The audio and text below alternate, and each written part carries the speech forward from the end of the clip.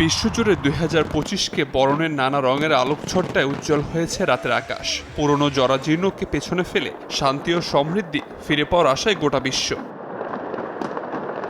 অথচ নতুন বছরেও গাজায় চলছে ফিলিস্তিনিদের প্রাণ বাঁচানোর লড়াই। গেল ১৫ মাসে বর্বরতার সব মাত্রায় অতিক্রম করে গাজার পুরো চিত্রই বদলে দিয়েছে ইসরায়েলি বাহিনী। প্রতিনিয়ত দিকবেদিক ছুটতে ছুটতে ক্লান্ত ফিলিস্তিনিরা।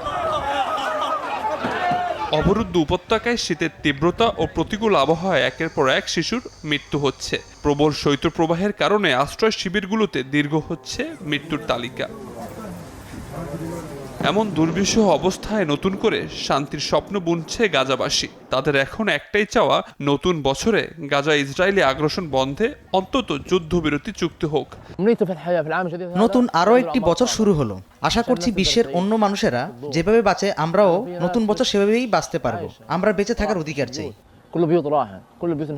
তবে অসহায় মানুষগুলোর চাওয়া আদৌ পূরণ হবে কিনা তা জানা নেই কারো। শুধু গাজা নয়, ইসরায়েলি আগ্রাসনে গোটা মধ্যপ্রাচ্যই উত্তপ্ত, আর অঞ্চলটির চলমান উত্তেজনার আগুনের প্রতিনিয়ত ঘি ঢালছে বিশ্বকাণ্ডারীরাই।